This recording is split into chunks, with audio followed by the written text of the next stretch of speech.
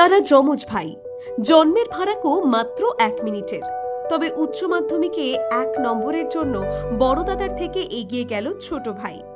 মুর্শিদাবাদ কান্দিরাজ স্কুলের ছাত্র অরুণাভ ও অভিষেক দাস, তারা যমজ ভাই।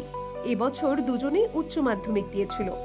অভিষেক 488 পেয়ে মেধা তালিকায় 10ম হলেও দাদা অরুণাভ 1 নম্বর কম পাওয়ায় প্রথম 10-এ জায়গা করে নিতে পারেনি।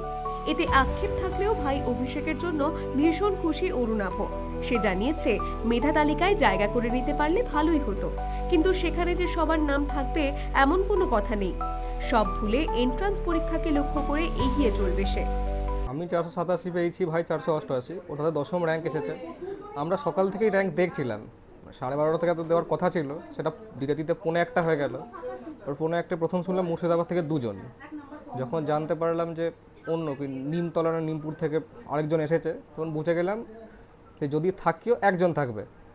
সেটা 10মের শেষ নাম ছিল ভাইয়ের।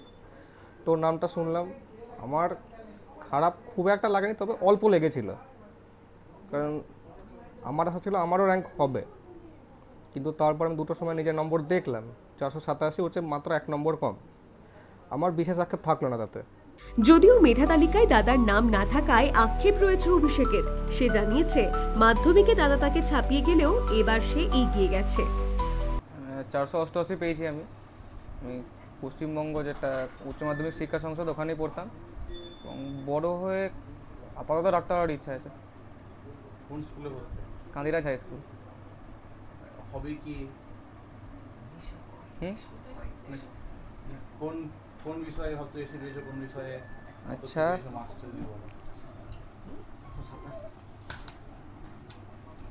আমার অঙ্ক এবং ফিজিক্সে 100, বায়োলজিতে 96, কেমিস্ট্রিতে 96, ইংরেজিতে 96 এবং বাংলায় 91। ডাক্তার হওয়ার ইচ্ছা আছে? হ্যাঁ। মাধ্যমিকে তো দাদা বোধহয় 10ম হয়েছিল। না, দাদা 11 হয়েছিল, আমি 13 হয়েছিল। এখন তো 10th হয়েছে। এখন আমার লাগছে, যথেষ্ট ভালো লাগছে। দাদা যদি একসাথে 10th হতো আরও ভালো লাগতো। ছাতিনাকান্দির এলাকায় বাড়ি অভিষেকদের। ছোট ছেলের সাফল্যে খুশি হলেও বড় ছেলে 1 নম্বর কম পাওয়ায় সামান্য ক্ষেত রয়েছে মা শারদা দাসের মনে। তাই রেজাল্ট রিভিউয়ের জন্য পাঠানোর কথা ভাবছেন তারা। 1 নম্বরের ডিফারেন্সটা আমার কাছে কিছু না, ওটা আমি একই ধরবো।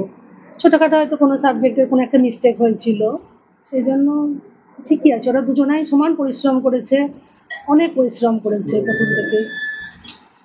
আর আমরা ওদেরকে যতটা সাপোর্ট দেওয়ার পড়াশোনার ক্ষেত্রে সব রকম সাপোর্টই দিয়েছি, দেওয়ার চেষ্টা করেছি।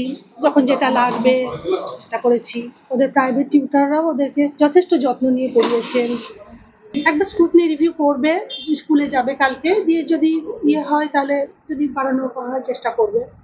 যদি বেড়ে যায় তা ঠিক আছে, ওর রেজাল্টটা হবে। তখন মেধা তালিকায় যদি ও ঢুকবে তাহলে ঢুকবে। মুর্শিদাবাদ থেকে মামিনুল ইসলামের রিপোর্ট, দ্য ওয়ান।